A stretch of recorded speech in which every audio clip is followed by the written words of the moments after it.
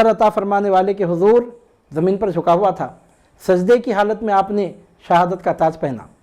اور جو میسیج جو پیغام اس ضمن میں ہم آپ کے سامنے یہ جو پیش کرنے جا رہے ہیں، جو پیغام دینا ہے اس تناظر میں، اس ضمن میں، وہ یہ ہے کہ امام علی مقام علیہ السلام نے بالفاظ دیگر اپنے عمل کے ذریعے سے اپنے جد کریم صلی اللہ علیہ وسلم کی امت کو صبح قیامت تک کے لیے عملی طور پر نماز قائم کرنے کا درس دیا، نماز قائم کرنے کی عملی تعلیم پیش فرمائی۔ کوئی بات زبان سے بولنا آسان، کر کے دکھانا مشکل ہوتا ہے، اور ایسی حالت میں کر کے دکھانا، ان حالات میں نماز قائم کر کے دکھانا، یہ شیر خدا کے شعر ہی سے ممکن تھا۔ تیر و تلوار کے کئی جسم اقدس پر آئے ہوئے ہیں، اور دشمنوں کے نرغے میں گھرے ہوئے ہیں، تیر و تلوار سے حملے ہو رہے ہیں، اور آپ نے جب ملاحظہ فرمایا، جب آپ نے محسوس کیا کہ اب شہادت کا تاج پہنایا جانے والا ہے، تو آپ نے اپنا سر اللہ رب العزت کے حضور سجدے میں جھکا دیا۔ امام علی مقام علیہ السلام نے صبح قیامت تک کے لیے اپنی امت کو یہ درس دیا اور ثابت کر دیا کہ آپ واقعتاً اس پیغمبر برحق صلی اللہ علیہ وسلم کے نواسے ہیں، اور بجا طور پر اس رسول مکرم صلی اللہ علیہ وسلم کے جسمانی و روحانی جانشین اور وارث ہیں، کہ جس نبی برحق نے، جس رسول برحق نے صلی اللہ علیہ وسلم نماز کو اس انداز میں قائم فرمایا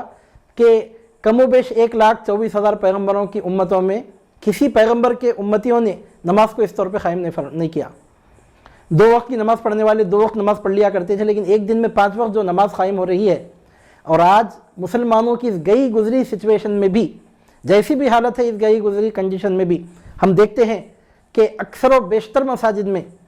باقاعدہ ایک دن میں 5 مرتبہ صدائے توحید و صدائے رسالت بلند بھی ہوتی ہے، اور لوگوں کو نماز کے لیے بلایا بھی جاتا ہے، اور اللہ کے بندے مسجد میں حاضر ہوتے بھی ہیں، اور باقاعدہ باجماعت نمازیں ادا کی جاتی ہیں۔ آپ ایسی مثال کسی دوسرے مذہب میں تو کیا، کسی دوسرے پیغمبر کی شریعت میں بھی نہیں پائیں گے۔ سیدنا آدم علیہ السلام سے لے کر سیدنا عیسیٰ علیہ السلام تک جتنے پیغمبروں کی، جتنے امتوں کے احوال پہ آپ نظر ڈالیں گے، ایسا کوئی دوسرا نمونہ آپ کو کہیں نہیں ملے گا کہ اللہ رب العزت کی بارگاہ میں عبادت کا نذرانہ پیش کرنے کے لیے اس طرح مسجدوں میں، عبادت گاہوں میں لوگ جمع ہو کر عبادتوں کا خراج پیش کرتے ہوں۔ یہ شان تو صرف محمد الرسول اللہ صلی اللہ علیہ وسلم کے امتیوں ہی کی ہے۔ ایک دن میں 5 مرتبہ جو نماز ہماری مسجدوں میں قائم ہو رہی ہے، آپ کہیں اور اس کی مثال دیکھ نہیں سکتے۔ بعض مذاہب میں تو دیکھنے میں آتا ہے کہ ہفتے میں 1 مرتبہ وہ اپنے مذہبی مراسم کو انجام دیتے ہوں گے، 2-4 منٹ کے لیے وقت نکالتے ہوں گے تو نکالتے ہوں گے، لیکن مسلمانوں کا معاملہ یہ ہے کہ مسلمانوں کی مسجدوں میں باقاعدہ ایک دن میں 5 مرتبہ صدائے توحید بھی بلند ہوتی ہے، صدائے رسالت بھی بلند ہوتی ہے، اور باقاعدہ نماز قائم بھی کی جاتی ہے۔ یہ حضور نبی کریم صلی اللہ علیہ وسلم کی اتنی بڑی کامیابی ہے کہ کسی دوسرے ریفارمر کو تو آپ جانے دیجئے، کسی دوسرے لیڈر کو تو آپ جانے دیجئے، کسی پیشوا کو تو آپ جانے دیجئے، خدا کی قسم آدم سے لے کے عیسیٰ تک کوئی پیغمبر، کوئی نبی مرسل بھی آپ کی اس شان میں آپ کا شریک نہیں ہے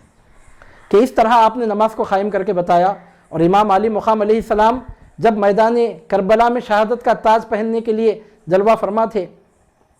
تو آپ سید المرسلین صلی اللہ علیہ وسلم کے خاندان کے وارث اور نمائندہ بن کے وہاں پر جلوہ فرما تھے۔ آپ محمد الرسول اللہ صلی اللہ علیہ وسلم کے گھر کے چشم و چراغ بن کے وہاں جلوہ فرما تھے۔ آپ نے دنیا کو دکھایا کہ نبی برحق صلی اللہ علیہ وسلم نے اپنی امت کو جو سبق پڑھایا، خود آپ کے گھر کے لوگ، خود آپ کی تربیت میں رہنے والے اور خود آپ کے خاندان کے وارث اس پر کس طرح عمل کرتے ہیں۔ چنانچہ امام علی مقام علیہ السلام نے ایسا سجدہ کیا، سجدے تو کرنے کو بہت سارے لوگ کرتے ہیں، لیکن امام علی مقام علیہ السلام نے ایک ایسا سجدہ کیا کہ پوری انسانیت کی تاریخ میں اس سجدے کی کوئی دوسری مثال نہیں ملتی۔ امام علی مقام علیہ السلام نے حالت سجدہ میں شہادت کا تاج پہنا، اپنے نانا جان صلی اللہ علیہ وسلم کی امت کو نماز قائم کرنے کا عملی درس دیا، عملی نمونہ پیش فرمایا۔ اب یہاں پہ میں کھل کے آپ سے بات کرنا چاہوں گا۔ خیر سے ہم قادری بھی ہیں، چشتی بھی ہیں، نقشبندی بھی ہیں، رفائی بھی ہیں، سہروردی بھی ہیں۔ اگر کوئی کہہ دے نعرہ حیدری تو ہم اس کا جواب یا علی کہہ کر دینا اپنی عقیدت کا تقاضا سمجھتے ہیں۔ امام علی مقام علیہ السلام کو ہم اپنا امام مانتے ہیں، اپنے رسول پاک صلی اللہ علیہ وسلم کا جانشین مانتے ہیں، اپنا پیر مانتے ہیں۔ اپنا قائد، اپنا رہنما مانتے ہیں۔ لیکن ابلیس لعین مردود کی کامیابی آپ دیکھیے کہ کس طرح وہ انسانوں سے کھیلتا ہے۔ ادھر ہم امام علی مقام علیہ السلام سے اپنی غلامی کا عہد بھی کرتے ہیں، اور ادھر ہمارا یہ حال ہے کہ ہم کو نہ تو نماز کے لیے فرصت ملتی ہے، نہ نماز کا کوئی ہم کو شوق ہے، نہ نماز قائم کرنے کی ہم میں زیادہ جستجو دیکھنے میں آتی ہے۔ یہ بات میرے لیے بھی اور آپ کے لیے بھی لمحہ فکر ہے۔ ہم کو غور کرنا چاہیے۔ کرنے کو تو لوگ زبان کھول کے بڑی بڑی باتیں کرتے ہیں، اور طریقت کے مدارج اور مراتب کو طے کرنے کی باتیں کی جاتی ہیں، سلوک طے کرنے کی بات کی جاتی ہے۔ میں کھل کے آپ کے سامنے کہوں گا کہ امام علی مقام علیہ السلام اس وقت سلاسل طریقت کی امامت کے مرتبے پہ فائز ہیں۔ آپ سلسلہ قادریہ میں دیکھ لیجئے، آپ سلسلہ چشتیہ میں دیکھ لیجئے، سلسلہ قادریہ میں دیکھ لیجئے، نمبر 2 سلسلہ رفاعیہ میں دیکھیے، نمبر 3 سلسلہ سہروردیہ میں دیکھیے، اور نمبر 4 سلسلہ نقشبندیہ میں دیکھیے۔ مطلب ہے کہ طریقت کے 5 بڑے سلسلوں میں سے ایک سلسلہ چشتیہ کو چھوڑ کے بقیہ جو 4 سلسلے ہیں طریقت کے، قادریہ، نقشبندیہ، رفاعیہ، سہروردیہ، ان تمام سلاسل کے پیروں میں، ان تمام سلاسل کے مشائخ کرام میں امام علی مقام علیہ السلام کا نام آتا ہے۔ ہمارے قادریہ سلسلے میں مولا کائنات کرم اللہ وجہہ الکریم تک 3 واسطوں سے شجرا جاتا ہے، ان میں سے 2 واسطے امام حسین علیہ السلام سے جاتے ہیں۔ 3 واسطوں سے جاتا ہے، ان میں سے 1 واسطہ امام حسین علیہ السلام سے جاتا ہے۔ آپ دیکھیں گے دوسرے سلاسل میں بھی یہی بات ہم کو دیکھنے میں آتی ہے۔ اب رہ گیا سلسلہ چشتیہ، تو بظاہر ان کا شجرا تو امام حسین علیہ السلام کے بجائے خواجہ حسن بصری رضی اللہ تعالیٰ عنہ کے توسط سے مولا کائنات کرم اللہ وجہہ الکریم کو پہنچتا ہے، وہ طریقت کا شجرا ہے۔ لیکن پوری دنیا جانتی ہے کہ سلسلہ چشتیہ کا پوری دنیا میں جو زور ہے وہ خواجہ معین الدین چشتی سلطان الہند غریب نواز قدس اللہ تعالیٰ سرہ العزیز کی ذات گرامی کی وجہ سے ہے۔ سلسلہ چشتیہ کے جتنے بزرگان دین ہیں، اکابرین سر آنکھوں پہ ہیں، لیکن سلسلہ چشتیہ کے آسمان پر سورج بن کے طلوع ہونے والی ذات، سورج بن کے چمکنے والی ذات گرامی سرکار غریب نواز کی ہے، اور پوری دنیا یہ بات جانتی ہے کہ سرکار غریب نواز امام حسین علیہ السلام کی نسل پاک میں ہیں۔ یعنی طریقت کا شجرا اگر بظاہر جاتا ہوا نظر نہیں آتا ہے، تو طریقت کے شجرے جس ذات گرامی کی وجہ سے شہرت تامہ پاتے ہیں، ہم دیکھتے ہیں کہ وہ سلطان الہند خواجہ غریب نواز بھی امام علی مقام امام حسین علی جدہ و علیہ السلام کی اولاد میں ہیں، آپ کی نسل پاک میں ہیں۔ تو بس میں آپ کے سامنے عرض کرنے جا رہا ہوں کہ آج سلوک کی بات کی جاتی ہے، کہا جاتا ہے کہ آپ مرید بن گئے، آپ سلوک کیا طے کر رہے ہیں، اور بعض لوگ بولتے ہیں کہ آپ کے پاس تعلیمات کیا پیش کی جا رہی ہیں۔ تو عزیزان محترم، اتنی بڑی تعلیم میں آپ کے سامنے پیش کر رہا ہوں، میں دائرے کو تنگ کیے بغیر، میں سلسلہ قادریہ کے حوالے سے نہیں،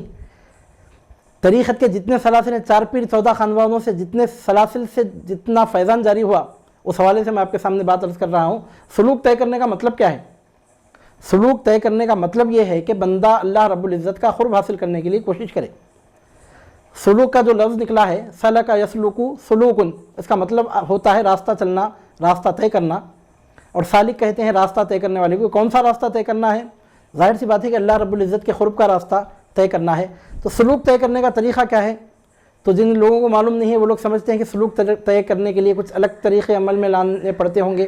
خیر وہ جتنے طریقے میں اس کا انکار نہیں کر رہا ہوں، لیکن میں جو بیسک بات آپ کے سامنے بیان کر رہا ہوں، جس دن آپ نے کسی سچے سلسلے میں بیعت کر کے اپنے آپ کو اس سلسلے میں داخل کر لیا، اسی دن سے آپ کا سلوک طے ہونا شروع ہو گیا۔ اس کے لیے کوئی ایگریمنٹ کرنا نہیں ہے، کچھ مخصوص قسم کی اصطلاحات طے کرنے کی ضرورت نہیں ہے۔ اب وہ کر رہے ہیں تو جو بھی ہے اپنی جگہ، اگر وہ مناسب معاملات ہیں تو سر آنکھوں پہ قابل تسلیم ہے۔ لیکن آپ نے جس دن بیعت کی کسی سچے سلسلے میں، اسی دن اسی سیکنڈ آپ کا سلوک طے ہونا شروع ہو گیا۔ آپ اگر درود شریف بھی پڑھتے ہیں تو وہ سلوک طے کرنے میں شامل ہے۔ آپ کی زبان پہ لفظ اللہ آ رہا ہے تو وہ بھی سلوک طے کرنے میں شامل ہے۔ اللہ کا قرب حاصل کرنے کے لیے اگر آپ 10-20 روپے خیرات کر رہے ہیں تو وہ بھی سلوک طے کرنے میں